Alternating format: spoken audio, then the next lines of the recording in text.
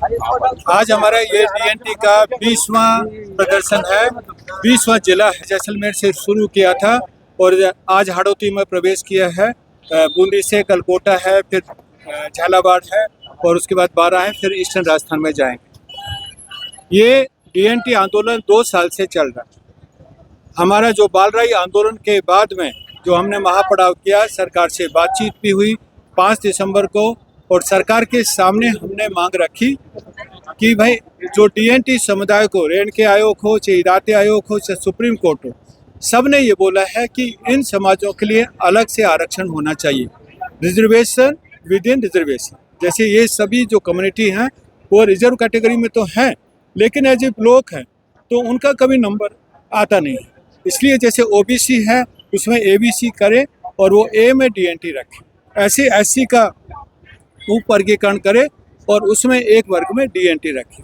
तो 7% हमें ओबीसी में आरक्षण चाहिए और 3% हमें एससी में आरक्षण चाहिए, क्योंकि हमारी जो समाज है 32 अभी रिकॉर्डेड है, 52 समाज हैं, उसमें से 8 एससी हैं और 24 ओबीसी हैं।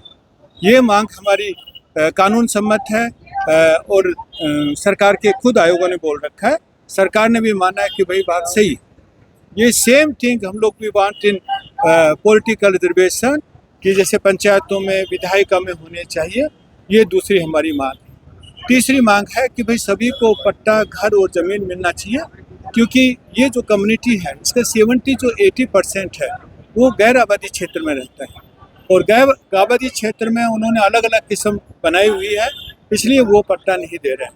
हमारा ये कहना है कि जब आप एक रोड प्रोजेक्ट के लिए आप गैर आबादी क्षेत्र में भूमि एक्वायर करते हैं, रेल के लिए एक्वायर करते हैं, उद्योग के लिए एक्वायर करते हैं, तो ये तो ह्यूमन बींग्स है, ये सिटीजन ऑफ इंडिया हैं, राजस्थान के निवासी हैं, मूल निवासी हैं, उनको पट्टा मिलना चाहिए। अभी हम लोग 35 जिलों में जाएंगे और 35 जिलों के बाद भी यदि सरकार नहीं मानती है, दोबारा वार्ता के लिए नहीं आती है, क्योंकि सरकार ने 3 महीने का समय दिया था, 4 महीने हो गए, 5 महीने हो गए, no response from the government.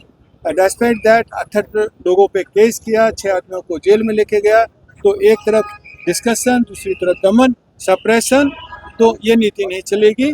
इसलिए 35 जिलों में हमने ये यात्रा रखी है। 1 जुलाई को जयपुर में महापड़ाव करेंगे और उस महापड़ाव में हम डिसाइड करेंगे, यदि सरकार नहीं करती है तो सारी जो डीएनटी जातियाँ, अभी वंचित ओबीसी भी आ रही है, वंचित एससी भी आ रही है, वंचित एसटी भी आ रही है, सब मिलकर डिसाइड करेंगे कि आगे हमें क्या लेना है। आरक्षण को लेकर आर पार की लड़ाई लड़ेंगे। आर पार की लड़ाई नहीं, ये समझो कि वहाँ पे हम लोग आरक्षण लेके ही आएंगे, इस मकसद से जा